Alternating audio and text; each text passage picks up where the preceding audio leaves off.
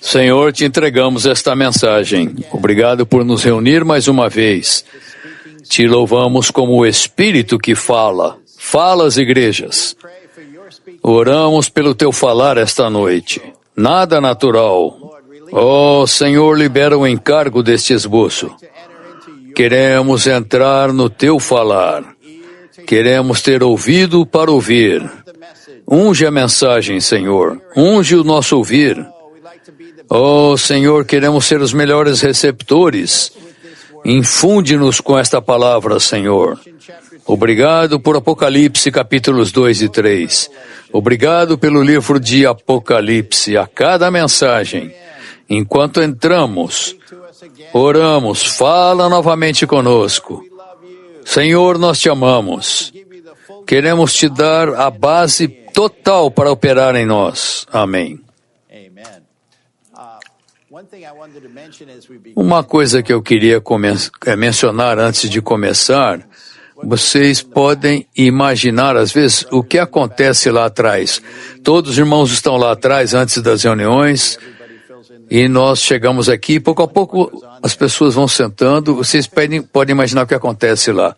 Sabe o que acontece lá? Nós oramos e oramos pelo Espírito que fala a cada mensagem, para que quando os irmãos vêm aqui falar diante de vocês, seja Pedro levantando-se junto com os 11. Então, hoje à noite, Pedro está levantando-se com os 11, para que o Senhor tenha como falar conosco. Qualquer um de nós que esteja falando, queremos ter ouvidos para ouvir o que o Senhor está falando. Sou grato pelas orações e por estar aqui novamente, desta vez para entrar na mensagem 7. Mas quero encorajar vocês, mesmo seguir os irmãos no teste é um desfrute. Jovens, não fiquem ofendidos, mas eu percebi que da boca de crianças estabeleceste o perfeito louvor. Não estou chamando vocês de crianças, não se preocupem, mas é tão bom ver os jovens falando a palavra. E eu gostaria de seguir os irmãos e nos encorajar a todos, a encorajar especialmente os jovens. Aqui estamos no final desta era e, agora mesmo no livro de Apocalipse, espero que todos os jovens e irmãs jovens, todos os irmãos e irmãs jovens, sejam excelentes no livro de Apocalipse. Não apenas conhecendo as profecias, mas podendo entender e desenvolver uma certa medida da Constituição. Porque a Constituição é algo que leva tempo, mas para você ser excelente no livro de Apocalipse, nós estamos nos dias de Apocalipse e está claro que o que é muito necessitado mesmo entre os crentes, certamente no mundo, é que eles precisam ouvir a verdade. A verdade tem de ser proclamada, mas isso não é algo exterior, mas são necessárias pessoas constituídas com a verdade. Quando você está na universidade ou em outro lugar, a constituição que você tem fala as coisas que você desfruta. Não há outra maneira senão laborar na palavra para remir o tempo, para aproveitar as oportunidades na restauração, no ministério que desfrutamos, há oportunidades ali para escavar a verdade, ganhar a verdade, ser constituído com a verdade. Espero que todos tenhamos um anelo para considerar a palavra como uma mina de ouro. Você entra na mina, talvez você não veja tanto, mas você precisa escavar para ganhar o ouro, para lançar mão dos minerais precisos, é necessário cavar. Portanto, isso pode levar algum tempo. Que nós possamos remir o tempo nestes dias. E muito da estratégia de Satanás é fazer com que os jovens desperdicem o seu tempo. É por isso que Paulo diz para remirmos o tempo. Temos de comprar de volta o tempo, salvá-lo das coisas, para as coisas que interessam. Portanto, espero que tenhamos uma aspiração, especialmente os jovens, de usar o seu tempo para ganhar a constituição da verdade. E isso vai ser benéfico para você e para os outros, e isso que é muito necessário entre nós. Na mensagem 7, aqui chegamos, o título é O Espírito fala às igrejas, aquele que tem a chave de Davi e aquele que ceará com os vencedores. Isso está baseado no capítulo 3, versículos 7 a 22 de Apocalipse. Esses versículos referem-se às cartas à igreja em Filadélfia e à igreja em Laodiceia.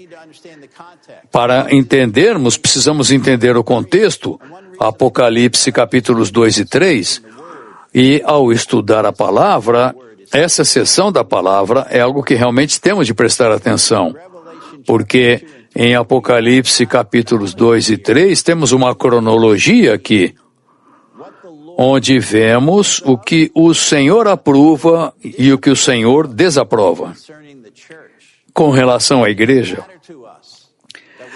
E isso deve ser importante para nós, entendermos essa passagem da palavra. Essas 7 epístolas são um registro da situação real que existia naquela época. Naquela época havia muito mais igrejas do que essas 7 identificadas aqui, mas sob a soberania do Senhor, essas 7 igrejas foram selecionadas entre as igrejas reais daquela época. E o livro de Apocalipse, como sabemos, é um livro de sinais. Essas 7 igrejas também nos trazem sinais sobre a cronologia histórica do desenvolvimento da igreja. E veremos isso ao entrar no esboço. Aqui podemos ver o progresso da igreja em 7 etapas. E, ao mesmo tempo, no começo de cada epístola, vemos o Senhor falando. E ele se identifica de determinada maneira, segundo a necessidade que ele percebe naquela igreja. Ele vê que a igreja tem uma determinada condição, está em determinada situação, então ele se identifica no início da epístola para aquela igreja de uma maneira a satisfazer essa necessidade. Isso é impressionante. O Algarismo Romano 1 diz, em Apocalipse 2 e 3, Cristo é o Espírito que fala a todas as igrejas. Em Apocalipse 2 e 3, o falar do Cristo pneumático ilimitado que libera a vida e é 7 vezes intensificado às 7 igrejas no início de cada epístola, respectivamente, torna-se o falar do Espírito 7 vezes intensificado, todo inclusivo que dá vida a todas as 7 igrejas no fim de cada epístola universalmente. É necessário ver isso e entrar nisso. Você vê que no começo temos o Cristo intensificado falando a cada uma das 7 igrejas, respectivamente. Mas na conclusão de cada carta, você tem o Cristo todo inclusivo que dá vida, falando às 7 igrejas universalmente. Isso significa que cada palavra falada a cada igreja torna-se uma palavra para nós. Você pode não ser parte da igreja em Éfeso, pode não ser parte da igreja em Tiatira, mas essa palavra torna-se uma palavra falada pelo Espírito que dá vida e é falada a você, não importa quem seja você e aonde você esteja. Então, temos de prestar muita atenção aos capítulos 2 e 3. Por isso, os encorajamos, desde o começo, a serem aqueles que buscam a palavra, para não apenas aprender, desenvolver o seu conhecimento da palavra, mas também entrar na visão que está conectada com a palavra. Há algo para ser visto e recebido aqui, para sermos constituídos de determinada maneira. E Paulo era um padrão, um modelo disso, e muitos irmãos no nosso meio são padrões, são modelos disso. B. Assim, o Cristo que fala torna-se o Espírito que fala. É o que vemos nessas cartas que eu descrevi. Você tem o Cristo que fala no começo da carta, e na conclusão você tem o Espírito que fala. O Espírito que fala a todas as igrejas. Cristo fala a uma igreja local específica e o Espírito fala ao corpo universal. Isso indica não somente que o Espírito é o Senhor e que o Senhor é o Espírito, mas também enfatiza que nas trevas da degradação da igreja, o Espírito é vitalmente importante, como indicado pelo Espírito 7 vezes intensificado no capítulo 1, versículo 4. Naquele versículo, João, às 7 igrejas que estão na Ásia, graça e paz a vós da parte daquele que é, que era e que há de vir, e da parte dos 7 Espíritos que estão diante do seu trono. Portanto, aqui há 2 pontos. Número 1, o Senhor é o Espírito, e o Espírito é o Senhor. E isso é algo tremendo. O irmão Lee, na verdade, ele era acusado de ser herege por ensinar isso. Isso é terrível. Mas aqui, esse é um exemplo de como podemos ver na palavra como o Senhor realmente é o Espírito. Eu sou tão grato por essa verdade na restauração entre nós. Como um novo crente, eu nasci de novo de maneira definitiva, encontrei o Senhor definitivamente, fiquei tão feliz por ser salvo, e fiquei uns 2 anos peregrinando no cristianismo, para lá e para cá, imaginando, pensando para onde eu devo ir, onde eu me encaixo. E um lugar que eu fui, um irmão me convidou, e era uma igreja da Assembleia de Deus, pentecostal. Eu fui para uma reunião, e lá eles ensinaram, você pode ter Cristo, mas você ainda precisa do Espírito. O que você tem agora não basta, você ainda precisa do Espírito. Como você sabe se tem o Espírito? Pelo dom do Espírito Santo de falar em línguas. E aquilo será uma evidência de que você agora tem o Espírito. Eu fiquei confuso. Eu estava numa reunião em que o pastor falava e eu pensei, bem, se eu tenho Cristo, isso deve bastar. Que mais eu preciso além de Cristo? Mas ele estava falando do dom do Espírito Santo. Bem, eu pensei, bem, se é um dom, tudo bem, eu vou aceitar. Você tem o dom? Eu vou aceitar, não tem problema. Seja o que for, eu quero me abrir para isso, para receber. Então, no meio da minha confusão, é claro, esse pastor, ele fez um chamamento para que eles irem lá para frente, para que ele orasse e eles recebessem o dom do Espírito Santo. Então eu fui lá para frente, junto com umas 70, 80 pessoas ali, ajoelhados, orando, 7 ou 8 pessoas, perdão. E, no fim, todo mundo foi embora e eu ainda estava lá orando ali. E aí eles vieram para mim e eu percebi, todo mundo foi embora, fiquei só eu. Eles me envolveram e puseram as mãos sobre mim, começaram a orar em línguas. Eu estava ali, com os olhos fechados, esperando algo. Não aconteceu nada. Eles disseram, bom, volta semana que vem que nós vamos tentar de novo. Que confusão é essa? Não é nem necessário dizer que eu nem voltei lá. Uma razão de eu contar isso é porque eu sou grato e todos devemos ser gratos pela restauração dessa verdade. Compreender que o Senhor é o Espírito e como o Espírito, Ele é tão disponível para nós. Quando eu era criança, eu admirava Jesus de Nazaré e andando pela Galiléia eu pensava, puxa, quão bom seria estar ali com os discípulos, andando junto com o Senhor, vê-lo agindo. Mas sabe, nós contatamos o Senhor hoje como o Espírito. E é isso que o torna tão disponível e real para nós, porque o Senhor é o Espírito. Se você não tiver essa verdade, não tenho certeza de quão real o Senhor pode ser para você, quanta experiência você realmente tem do Senhor. Graças ao Senhor, Ele é o Espírito e o Espírito é o Senhor. E o segundo ponto deste assunto do Espírito 7 vezes intensificado, eu nunca tinha ouvido falar disso até vir para a restauração. E temos de compreender que sim, hoje, numa era de trevas, o Espírito está intensificado 7 vezes para satisfazer a necessidade da igreja. Graças ao Senhor, podemos desfrutar esse Espírito. As 7 epístolas em Apocalipse 2 e 3 são palavras faladas pelo Senhor Jesus.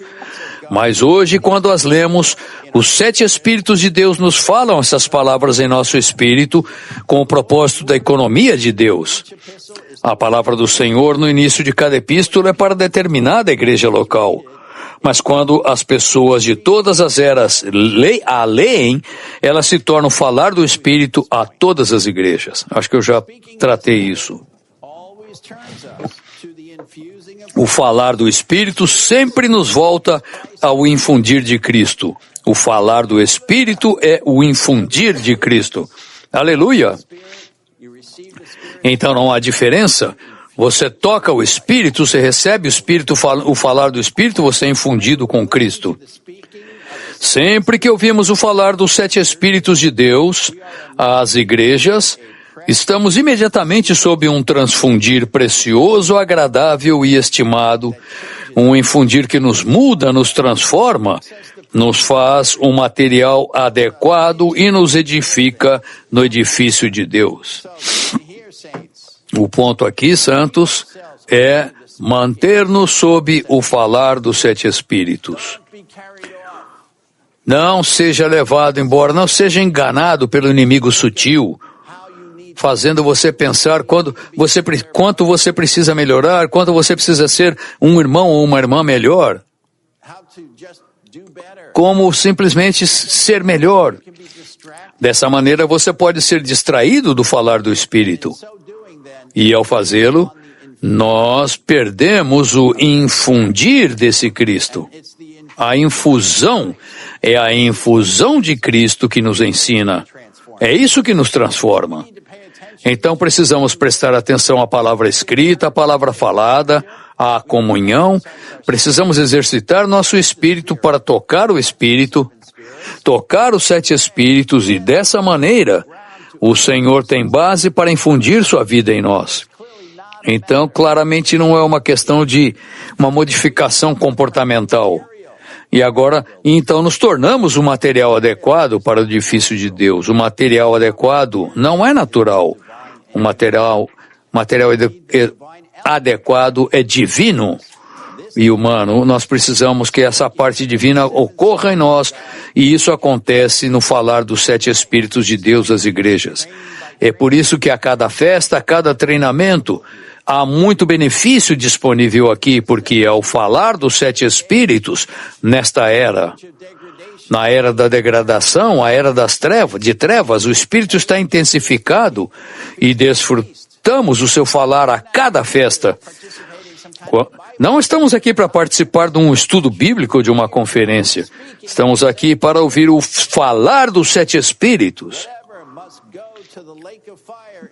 Tudo que está destinado ao lago de fogo é queimado pelas 7 lâmpadas. E agora estamos debaixo dos 7 olhos, sendo infundidos com tudo que Cristo é, a fim de que nos tornemos parte da Nova Jerusalém. Então temos os 7 Espíritos, temos os 7 olhos, temos as 7 lâmpadas, porque nesta era de Apocalipse o Senhor está intensificado em sua obra, em sua operação em nós, para que a sua transfusão produza algo segundo a sua vontade. Embora os crentes nas igrejas estejam numa posição de ouvir o falar do Espírito, e assim possam facilmente ter ouvidos para ouvir, nem todos seguirão de perto o seu falar, logo ao chamamento aos vencedores.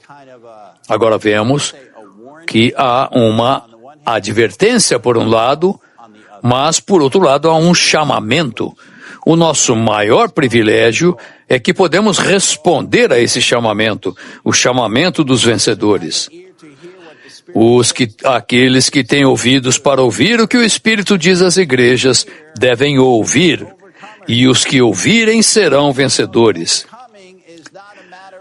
Vencer não é uma questão de sermos super cristãos, não estamos tentando ser mais santos e mais espirituais que ninguém. Vencer é uma questão de ouvir, receber a transfusão que vem quando o Espírito fala. E aqui alguns pontos críticos. O Senhor sempre quer abrir os nossos ouvidos para ouvir a sua voz, a fim de que vejamos as coisas segundo a sua economia. O quanto precisamos ter um ouvir aqui, que os nossos ouvidos estejam sintonizados com o falar do Espírito.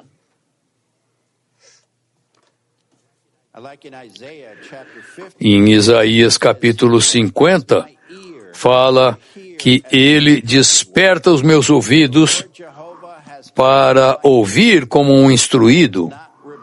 O Senhor me abriu os ouvidos e não fui rebelde, não me retraí. Vamos sempre lidar com o nosso ouvir, com o nosso escutar, para que ouçamos esse falar.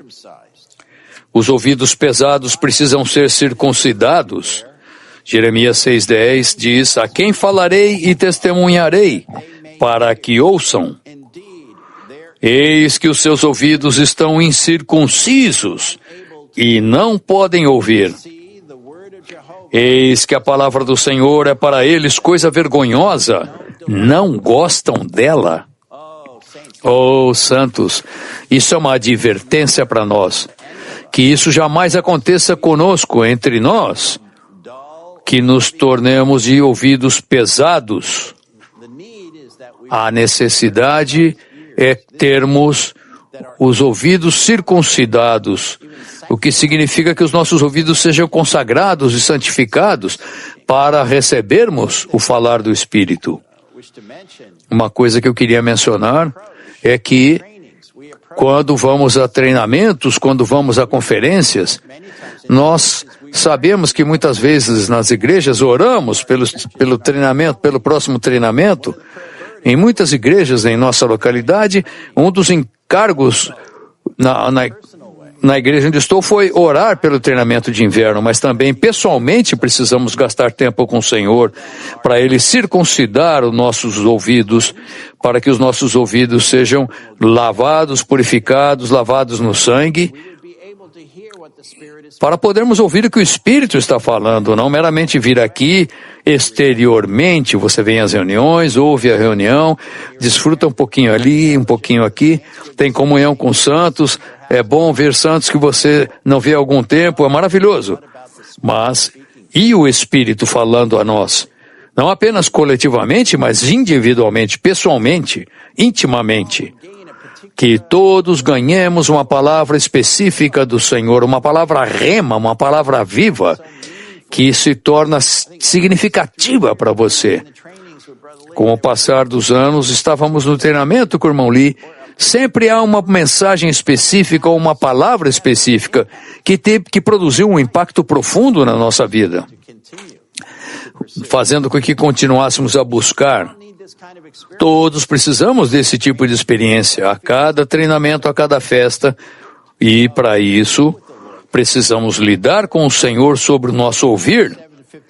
Em Atos 7:51, fala: duros de cerviz e incircuncisos de coração e de ouvidos. Vós sempre resistis ao Espírito Santo, assim como fizeram vossos pais, também vós os fazeis. Ele fala incircuncisos no nosso ouvir. Não é que nós não apenas não recebemos a palavra, mas podemos até ficar ofendidos com a palavra. Temos um monte de opinião a respeito dessa palavra, nos opomos a ela, não queremos estar nessa situação. Os ouvidos dos pecadores precisam ser purificados com o sangue redentor e ungidos com o Espírito. E é claro, isso refere-se aos versículos em Levítico com relação ao sacerdócio. Levítico 14:14 fala: o sacerdote tomará o sangue da oferta pela culpa e o porá sobre a ponta da orelha direita daquele que tem de purificar-se, e sobre o polegar da sua mão direita, e sobre o polegar do seu pé direito. E isso é porque os nossos ouvidos precisam ser purificados para ouvirmos a palavra. Pense, quanto os seus ouvidos são um veículo através do qual as coisas são transmitidas. Nós ouvimos rádio, ouvimos música, ouvimos conversas, podcasts, há todo tipo de coisas que são transmitidas a nós através do seu ouvir. E é claro, no seu ouvir, algo íntimo pode acontecer. O ouvir, na verdade, é o que capacita você a ver algo no aspecto espiritual. A nossa capacidade de ouvir o que o Espírito está falando é crucial. Porque se perdermos o falar, não apenas perdemos o benefício, mas pode haver algo em nós que faça com que nós nos oponhamos ao que foi falado. Então, purificar do ouvido, do lobo da orelha, o purificar do polegar da mão é porque as nossas mãos estão envolvidas com a obra, com o fazer, o nosso trabalhar para o Senhor. E a purificação do dedão do pé tem a ver com o nosso andar com o Senhor. Ao tomarmos o caminho do Senhor, que Ele tem a base para nos guiar. E isso só acontece pelo purificar do sangue. A fim de servir o Senhor como sacerdotes, devemos ter os nossos ouvidos purificados com o sangue redentor. Como o Espírito fala às igrejas, todos nós precisamos de ouvidos abertos, circuncidados, purificados e ungidos para ouvir o falar do Espírito. Esse é um ponto crucial para concluir esta sessão do esboço. O Espírito está sempre falando. O Espírito faz a parte dele. O Espírito fala às igrejas. A questão é o quanto estamos ouvindo, quanto estamos recebendo. Para isso precisamos de um espírito aberto, circuncidado, um ouvido aberto, circuncidado e ungido. Isso é algo sério, irmãos. Isso é que vai definir a nossa capacidade para receber as coisas do Espírito e receber o benefício desse falar. Muitas vezes estamos nas reuniões, podemos achar que, eu não ganhei tanto. A tendência é nós criticarmos a reunião, termos um problema com a reunião. Na verdade, o problema mais frequentemente tem a ver com a condição do seu ouvido. Você pode estar ocupado com outras coisas, você tem outra coisa na sua mente, talvez você tenha sido ofendido e não queira ouvir o irmão que está falando, ou você não quer ouvir os santos que estão profetizando, por alguma razão você está distraído, ocupado com outra coisa. Bem, você deixa a reunião, as pessoas podem perguntar, como é que foi a reunião? Não desfrutei muito. O problema foi com a reunião ou com o seu receber? Então precisamos lidar com essa questão do nosso ouvir, para que nossos ouvidos sejam circuncidados. Caso contrário, perderemos o benefício do falar do Espírito às igrejas. O falar do Espírito é em relação aos 7 tipos de igrejas na história da igreja. A igreja inicial, Éfeso. Ontem falamos um pouco sobre Éfeso, é a primeira igreja. O problema de Éfeso é que ela havia abandonado o primeiro amor. Éfeso foi a igreja inicial, a igreja nos primeiros estágios. Então, você tem a igreja em Esmirna, que é a igreja sofredora que começou a experimentar martírio. Isso ocorreu sob a perseguição do Império Romano, do final do primeiro século até o começo do século IV. É o tempo da igreja sofredora. A igreja mundana, Pérgamo, começa no princípio, na parte inicial do século IV, quando Constantino o Grande ele favoreceu a igreja pelo Império Romano, ele era o imperador e como tal, a igreja então se casou com o mundo. Uma situação séria. Então temos a quarta igreja, a igreja apóstata. A igreja apóstata, Tiatira, essa igreja, ela surge, ela provém da igreja mundana, e isso retrata a igreja apóstata, que ordenou o sistema papal no final do século VI até hoje. As primeiras 3 igrejas não estão mais. Éfeso, Esmirna e Pérgamo não estão mais aqui. Mas a partir de Tiatira, as últimas 4 igrejas existem até a volta do Senhor. Tiatira, a maioria dos estudiosos da Bíblia concordam que se refere à Igreja Católica, e os irmãos Watchman e Witness Lee, falando da sequência das 7 igrejas no livro A Ortodoxia da Igreja, tem uma explicação muito clara. De Tiatira vem a Igreja Reformada, que é vista em Sardes. A igreja em Sardes começou na época da Reforma, na parte inicial do século XVI até a volta de Cristo. Então, chegamos a Filadélfia, que ela provém de Sardes.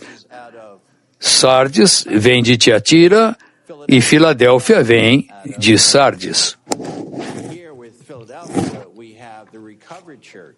Em Filadélfia temos a igreja restaurada, que os irmãos consideravam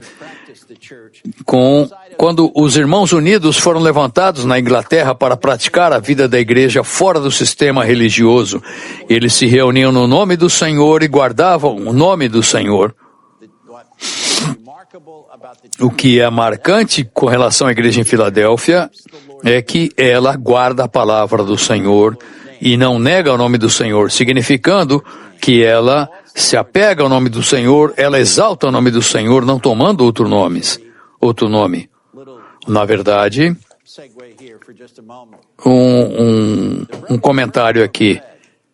Os irmãos unidos partiram pão pela primeira vez em Dublin, na Irlanda. Quero que todo mundo fique sabendo disso. E podemos dizer, quando você vier nos visitar, nós podemos levar você para Townhouse, a casa onde eles partiram o pão pela primeira vez. Falou o endereço aqui, perto da faculdade Trinity. E o que eles perceberam é que a visão deles, que o sistema denominacional não é bíblico, mas reunir-se no nome do Senhor é totalmente bíblico, de acordo com Mateus, onde 2 ou 3 se reunirem no meu nome, ali estou eu no meio deles. Eles viram isso e perceberam que a necessidade é praticarmos dessa maneira, temos de tomar esse caminho. E eles se reuniram no nome do Senhor e eles cresceram. Depois foram para a Inglaterra e a Inglaterra recebeu o benefício do que começou na Irlanda, em Dublin. Louvado seja o Senhor. Isso é a igreja em Filadélfia. Isso é a igreja restaurada. E vocês notam que nessa sessão de Apocalipse não há repreensão do Senhor pelo que está acontecendo em Filadélfia. Finalmente, a 7ª igreja, a igreja em Laodiceia, é a igreja restaurada que se degradou. Tanto Filadélfia quanto Laodiceia continuam até a volta do Senhor, ok? Os irmãos, em sua avaliação disso, consideravam que os irmãos unidos tocaram a realidade de Filadélfia, mas também, sinto muito dizer, caíram numa situação de degradação e ainda estão nessa situação degradada, e aí podemos ver a manifestação de Laodiceia. Há muito para falar sobre isso. É por isso que vocês precisam estudar a palavra, entrar em Apocalipse 2 e 3 para entender de fato e terem clareza sobre o que agrada ao Senhor. Há muito a aprender, até mesmo dos erros e das falhas das igrejas. Os 4 últimos tipos de igrejas permanecerão até o Senhor voltar. Sem dúvida, somente a igreja restaurada pode cumprir o propósito eterno de Deus, e somente ela é o que o Senhor busca. Devemos aceitar a escolha do Senhor. Laodiceia é uma Filadélfia distorcida, tendo mornidão e orgulho espiritual. É muito sério isso. E isso é algo que deve nos iluminar, ser uma preocupação para nós. Que não sejamos presunçosos dizendo, sim, nós somos a igreja em Filadélfia. É claro, o Senhor pode estar fazendo isso entre nós. A nossa aspiração é estar nessa realidade, mas temos de ser cuidadosos, muito cuidadosos. Na verdade, o Otmani falou no seu ministério em determinado ponto, dizendo, temos de ser cuidadosos até mesmo em dizer que o Senhor está nos abençoando, porque isso pode ser uma maneira sutil de orgulho espiritual. Ele falou, temos de ser cuidadosos ao falar isso. Ele não diz que não devemos falar, mas temos de ser cuidadosos com esse elemento do orgulho espiritual, porque essa semente começou a operar entre os irmãos ao ponto de que eles caíram na condição de Laodiceia. Se orgulharam da sua doutrina, se orgulharam da sua experiência, se orgulharam do seu conhecimento, achando que eram melhores que os outros. Devemos saber desse perigo e cuidar para não cair em nenhum tipo de forma de orgulho espiritual. Laodiceia significa conhecer tudo, mas em realidade não ser fervoroso por nada. Em nome tem tudo, mas não pode sacrificar a sua vida por nada. Lembra-se da sua glória passada, mas esquece a sua condição presente diante de Deus. Essa é uma palavra de advertência a nós, santos. Se queremos continuar no caminho de Filadélfia, devemos lembrar-nos de humilhar-nos perante Deus. Ainda não alcançamos nada. Nós não realizamos nada. Não há razão para considerarmos, nós já chegamos. Na verdade, ter esse tipo de pensamento é perigoso. Isso é o que realmente levou à preocupação de Laodiceia. Então, para nos proteger, temos de nos lembrar de nos humilhar diante de Deus. E esta é a restauração do Senhor. E o Senhor tem feito algo para levantar tantas igrejas locais por toda a terra, mas estamos aqui sob a soberania do Senhor e segundo a sua misericórdia. Não é nada do que fizemos. Graças ao Senhor pela sua restauração, graças ao Senhor pelo seu mover na terra, mas cuidado com o orgulho espiritual. Não somos melhores que ninguém. Às vezes nós entramos nisso e muitos jovens cometem erro quanto a isso. E considerando o passado, eu não quero trazer coisas ruins à memória, mas havia conversões com família ou amigos, onde há um certo ar de orgulho espiritual. Nós vimos algo que vocês não viram. Temos de ser cuidadosos com isso. A proteção é nos humilhar diante do Senhor. Chegamos agora ao Evangelho Romano 2. Na igreja restaurada, Filadélfia, Cristo é visto como aquele sobre cujos ombros estão a chave, o tesouro da casa de Deus, tipificado pela casa de Davi, para a edificação do reino de Deus. Ok? A chave aqui é essa questão da chave de Davi. Nós vamos entrar nisso. Para a igreja restaurada, Cristo é aquele que tem a chave de Davi, a chave do reino, com autoridade para abrir e fechar. O Senhor deu à igreja restaurada na unanimidade uma porta aberta que ninguém pode fechar. Graças ao Senhor por isso. Isso não é uma questão de orgulho espiritual, isso é algo do que o Senhor está fazendo. O Senhor nos deu uma porta aberta. Filadélfia tem uma porta aberta. Temos uma maneira não apenas de desfrutar as riquezas de Cristo, mas também a maneira de espalhar essas riquezas. A porta está aberta. A oposição não controla a situação. Cristo é aquele que tem a chave de Davi. A chave de Davi não está com a oposição, portanto, os santos, não fiquem desencorajados. Não fiquem desgastados com a oposição. Compreendam, percebam que Cristo tem a chave de Davi. Ele abre e ele fecha. Segundo a vontade dele, segundo a intenção dele. E ninguém pode fechar o que ele abre, e ninguém pode abrir o que ele fecha. Porque ele tem a chave está na sua mão, não está com ninguém mais. Percebemos que às vezes a oposição pode ser desencorajante, já passamos por isso muitos anos. A oposição não é algo novo, críticas não é algo novo, mas percebam que não são eles que controlam, eles não têm o controle. O Senhor Jesus está no trono e ele tem a chave de Davi. Então, nos mantemos mais uma vez humildes diante do Senhor, nos mantemos sendo um com o Senhor, e isso dá caminho para ele nos levar adiante. A chave de Davi abre a porta para sermos transformados numa pedra branca e edificados na casa de Deus como uma coluna com o nome de Deus, o nome da Nova Jerusalém e o novo nome do Senhor. Não sei se vocês percebem que há uma conexão entre a chave de Davi e a nossa transformação. A razão é que a chave abre a porta da casa de Deus para todas as riquezas de Cristo, daquilo que Cristo é.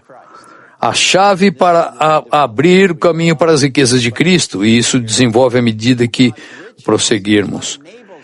A chave aqui para as riquezas de Deus é que nos capacita a desfrutarmos o elemento divino, e enquanto desfrutamos o elemento divino pelas riquezas da sua palavra, pelas riquezas do falar do Espírito, esse elemento divino nos transforma. Então somos transformados numa pedra branca. A pedra branca indica que agora participamos no edifício de Deus. E a pedra branca é algo que indica aprovação, algo puro, algo que Deus aprova. Então nos tornamos uma pedra branca e somos edificados na casa de Deus como uma coluna com o nome de Deus. O nome dele está escrito em nós, inscrito no nosso coração, porque somos um com ele e nos identificamos com ele.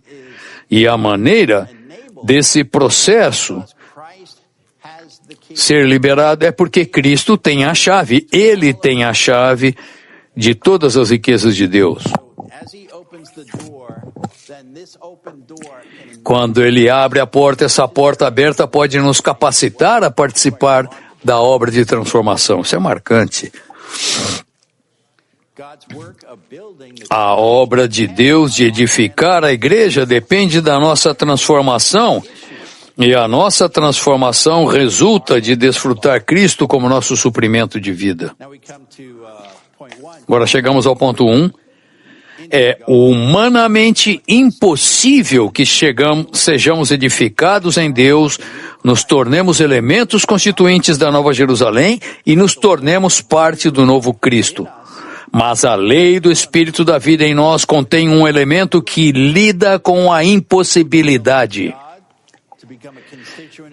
Para ser edificado em Deus, nos tornar elementos constituintes da Nova Jerusalém e nos tornar parte do novo Cristo é impossível para nós. Não importa quanta capacidade natural você tenha, é humanamente impossível.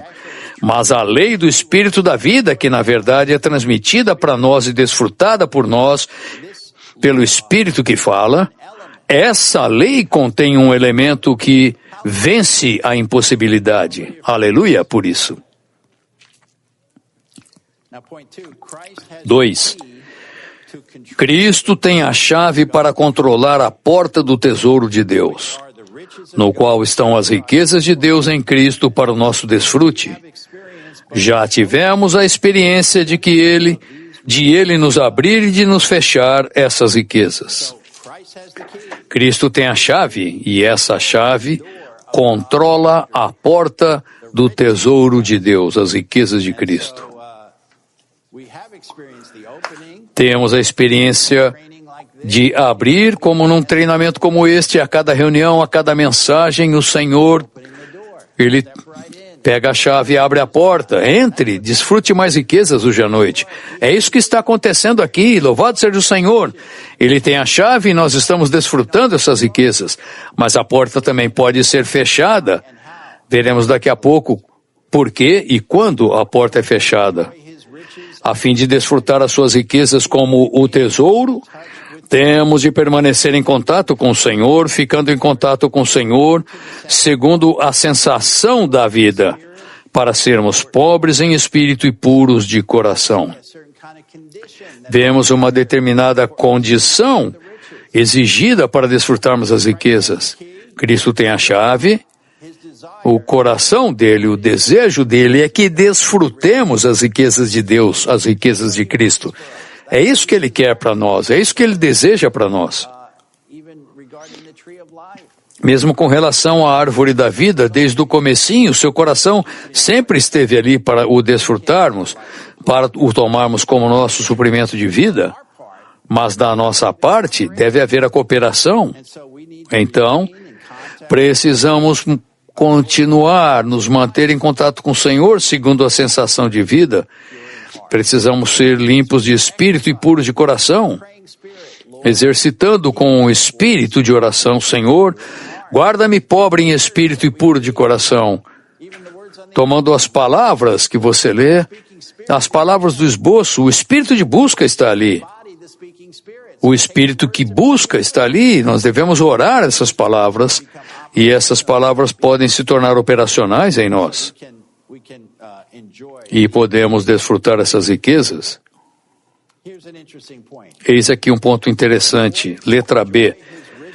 A fim de desfrutar as suas riquezas como tesouro, temos de aprender a exercitar as chaves de negar o ego, tomar a cruz e perder a vida da alma.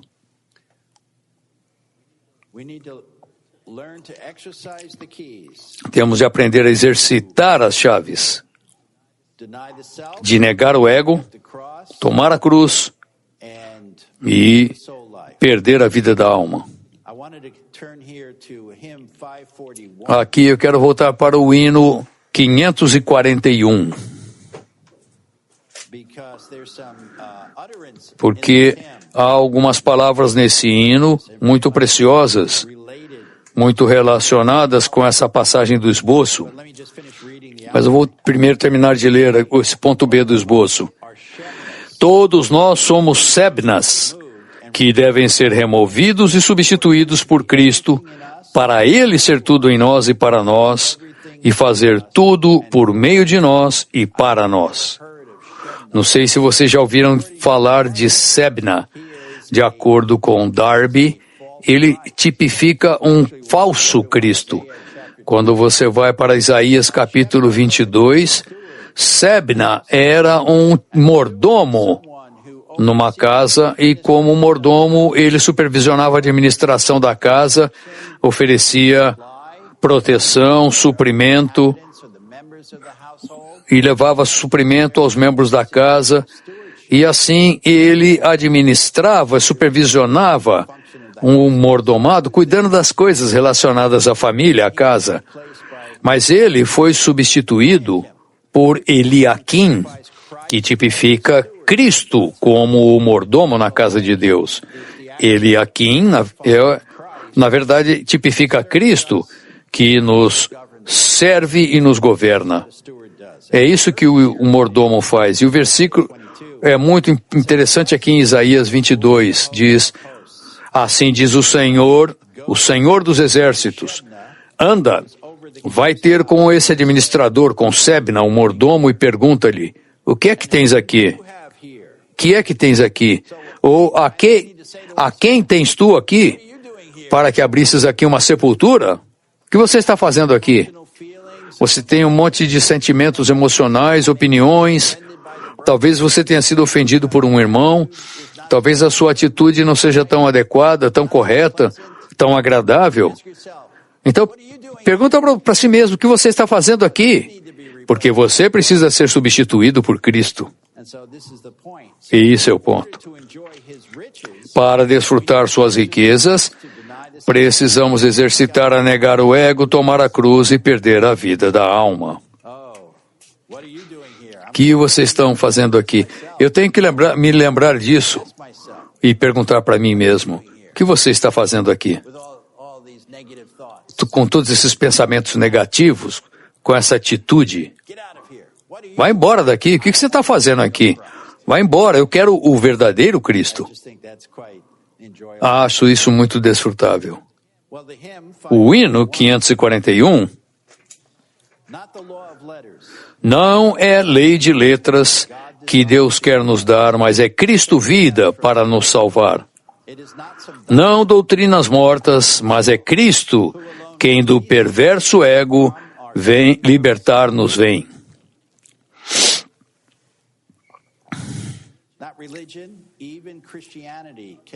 Nem o cristianismo nem religião a economia de Deus cumprirão, mas apenas Cristo, tudo em nosso ser, cumpre o seu plano e lhe dá prazer.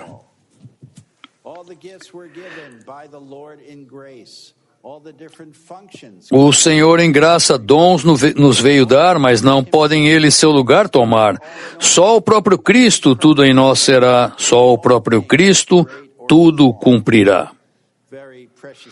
É um hino muito precioso. E o assunto aqui é que para desfrutarmos as riquezas, o Senhor tem a chave de Davi, a porta está aberta. Está tudo feito. A questão é a nossa cooperação. Nossa cooperação, negando o ego e negando a vida da alma. Agora chegamos ao Algarismo Romano 3. Na igreja restaurada que se degradou, vemos Cristo como aquele que ceará com os vencedores e que lhes dará sentar-se com ele no seu trono, assim como também ele venceu e sentou-se com seu Pai no seu trono. Esse é um ponto crucial.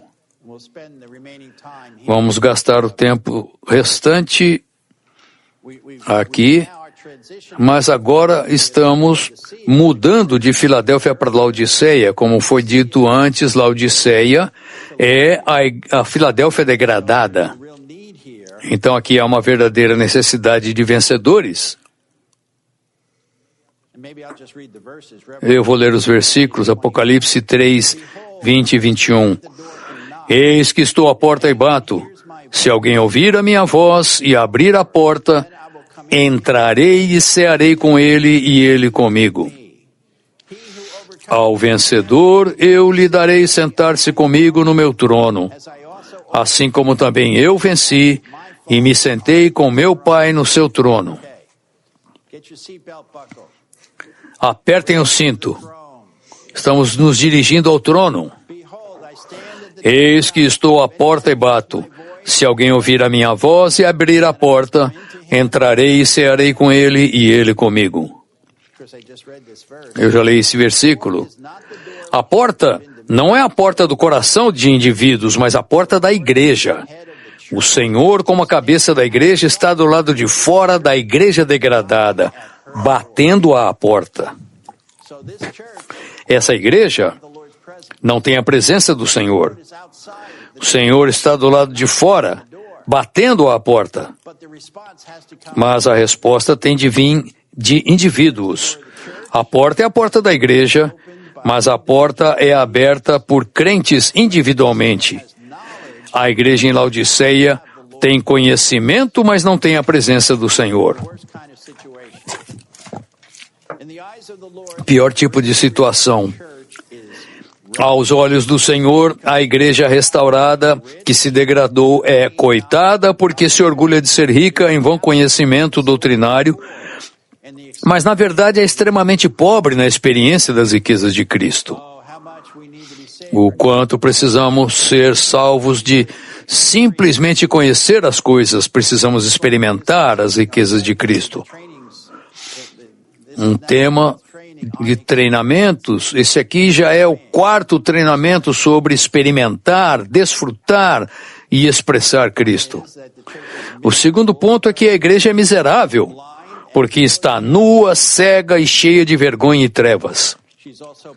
Ela também é pobre, porque é pobre na experiência de Cristo e na realidade espiritual da economia de Deus.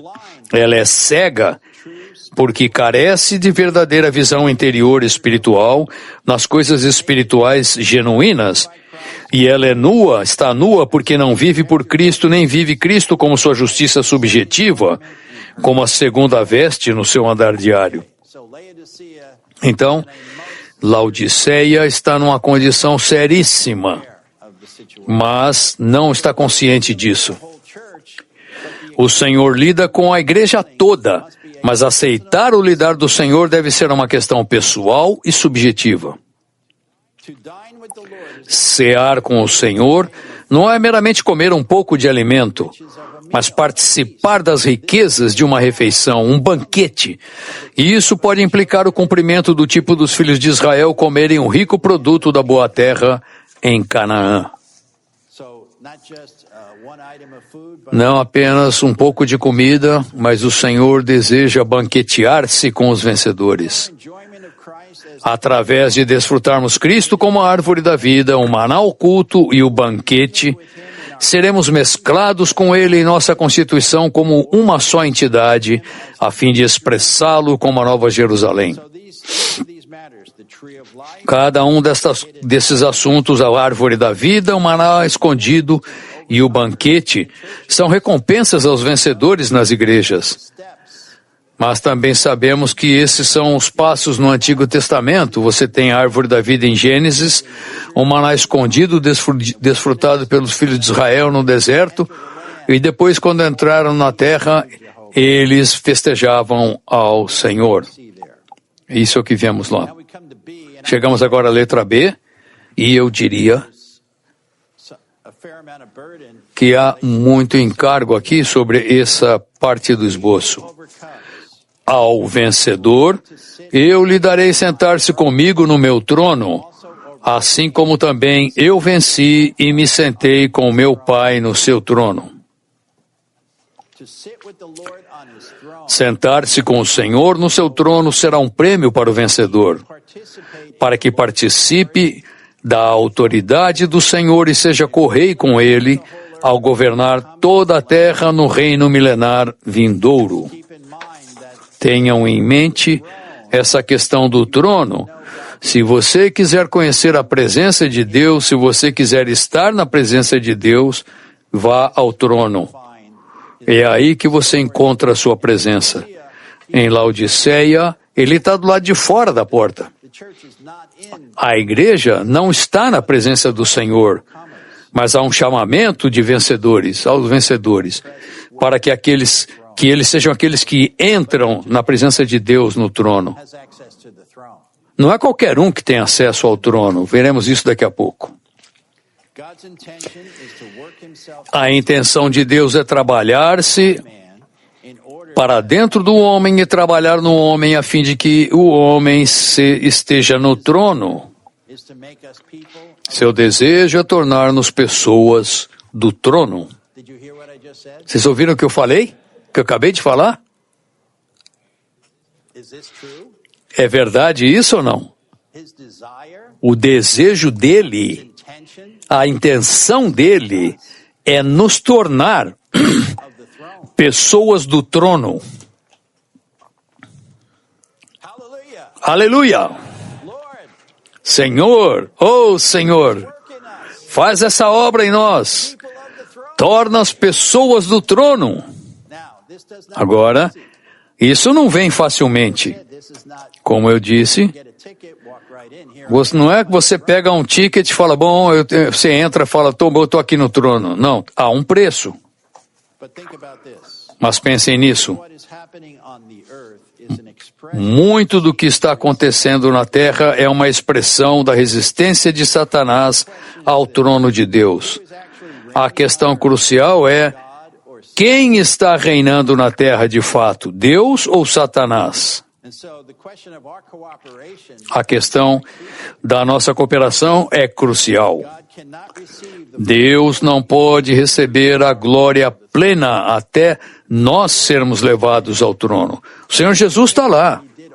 e acabou. Ele fez tudo o que precisava fazer em sua obra de redenção. Mas esse não é o fim da história. Quando você volta para Gênesis 1:26, você vê que Deus criou o homem à sua própria imagem e também lhe deu domínio. Então, há algo no próprio início, no princípio, que a intenção de Deus pode ser vista, que Ele também quer nos levar ao trono. Atualmente, há um homem no trono, mas esse homem não está interessado em permanecer ali sozinho. Ele quer trazer seus muitos irmãos para o trono também. Então, esse é o seu desejo para nós, porque ali nós somos glorificados, mas ele é mais glorificado ainda. Isso é uma vergonha para o inimigo. O fato do homem caído, por fim, ser mudado, transformado a tal ponto dele ter acesso ao trono de Deus. O que é isso? Isso é uma glória. Uma glória para nós, uma glória para o homem, e mais especialmente uma glória para Deus. Que o coração dele para com o homem é tal que ele vai levar o homem até o trono. Seu desejo é tornar-nos pessoas do trono. Espero que essa frase esteja escrita no nosso coração. Isso só faz sentido que se você quer estar na presença de Deus hoje, você precisa estar no trono. Vamos gastar mais tempo na sua presença. Vamos gastar mais tempo no trono. E antes de você perceber, por fim, o arrebatamento está no trono. É para o trono. Então, ali, uau, os vencedores têm a oportunidade de sentar-se com ele no seu trono. Essa palavra não é minha, é o que nós lemos na Bíblia agora. Ao vencedor dar-lhe-ei que se assente comigo no meu trono, assim como eu venci e sentei com meu Pai no meu trono. E me sentei com meu Pai no seu trono. O trono do Senhor é o seu trono. Quem está disposto a sentar-se no trono do Senhor no seu trono? Oh, Senhor, faz isso em nós, faz o que for necessário fazer em nós, para nos ganhar e nos tornar as pessoas do seu trono. Pessoas do trono. Há um preço aqui, que já foi descrito até certo ponto, negar o ego, negar a vida da alma. Eu quero tocar algo específico, que é a questão da nossa consciência. Para ter um céu claro, que é visto no capítulo 1 de Ezequiel. Acho que em outra mensagem também vamos entrar nisso. Nós tocamos rapidamente na mensagem da árvore da vida. Mas ter um céu claro, pelo qual podemos ver o trono acima, um céu claro como cristal, com o trono acima, para entrarmos nessa experiência espiritual, o irmão lhe disse, lembrem-se que esse é o ponto mais elevado da nossa experiência espiritual.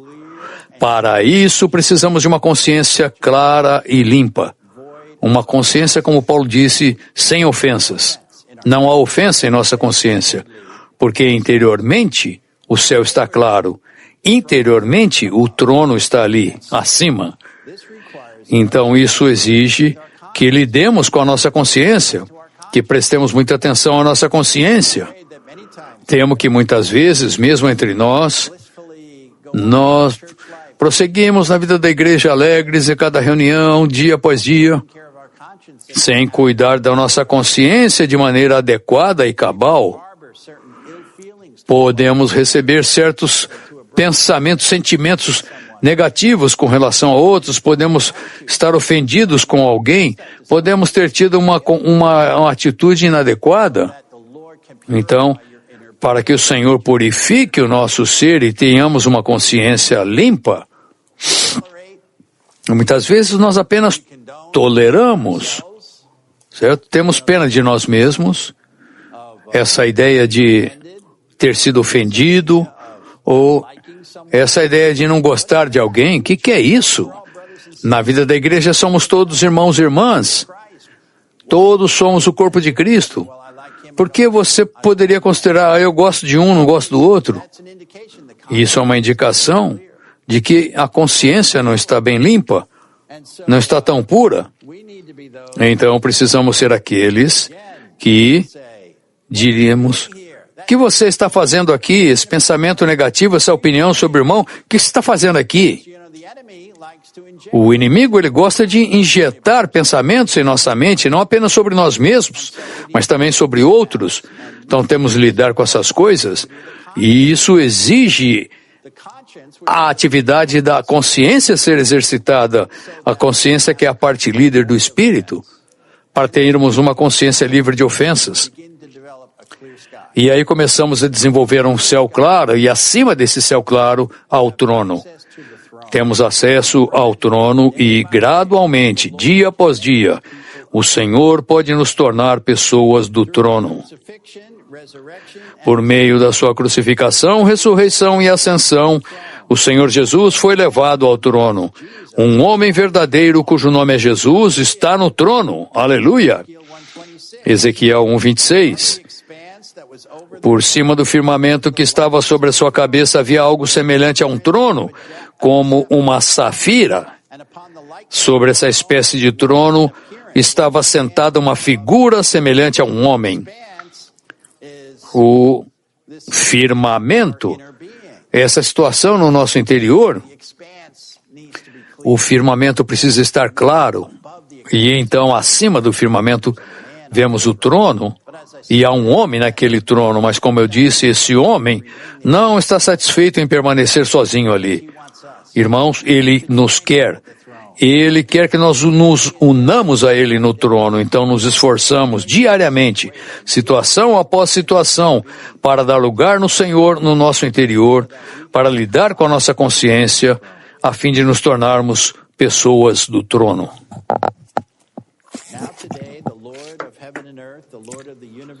Hoje, agora, o Senhor do céu e da terra, o Senhor do universo é um homem. É por isso que nós declaramos: Jesus é o Senhor. E é por isso que invocamos: ó Senhor Jesus. Vamos fazer isso 2 vezes.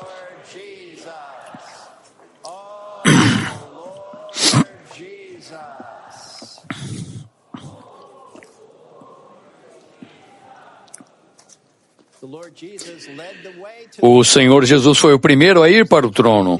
Ele foi o pioneiro, o precursor, abrindo o caminho para o trono.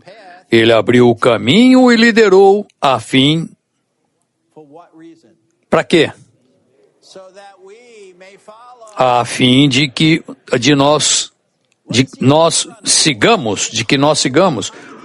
O que um pioneiro faz? Um pioneiro vai na frente do resto para descobrir, fazer novas descobertas, abrir o caminho. O caminho já foi aberto. Ele é o nosso precursor e quer nos levar ao trono. Uau! Eu não sabia isso sobre a vida cristã. Eu pensava, você tem que ser bom, então, a questão do pecado, mas aqui descobrimos que na palavra de Deus, ele está dizendo que devemos vencer para nos sentarmos com ele no seu trono. Aleluia! Que o Senhor tenha misericórdia de todos nós, para sermos fiéis e o seguirmos como o nosso pioneiro, o nosso precursor. Agora estamos marchando para o trono, porque Deus pretende conduzir-nos à glória e nos estabelecer no trono. Deus deseja manifestar-se por meio do homem e Ele deseja reinar, administrar por meio do homem.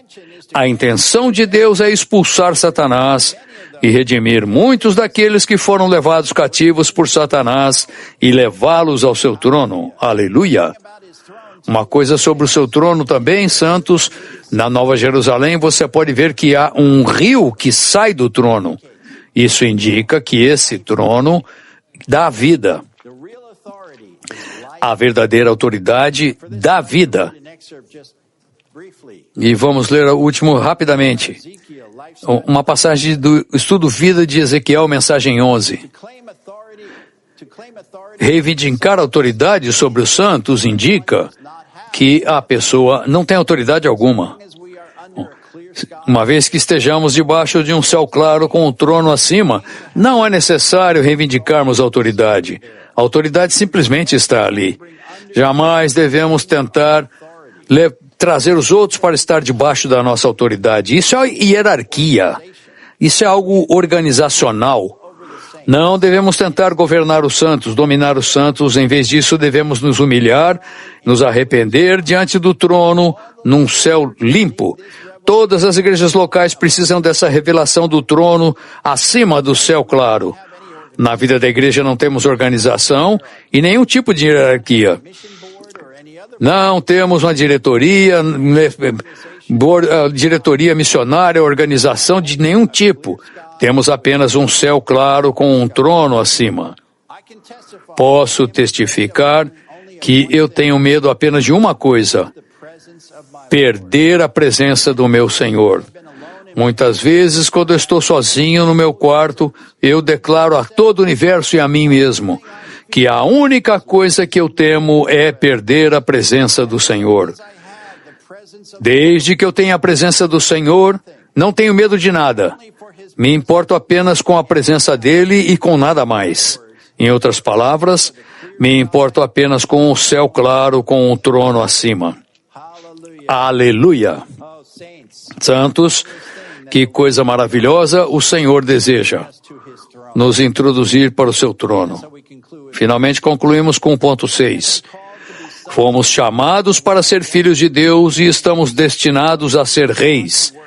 Mas precisamos que Deus trabalhe em nós e sobre nós para nos qualificar para a realeza. Então, santos, que oportunidade é essa? Que oportunidade!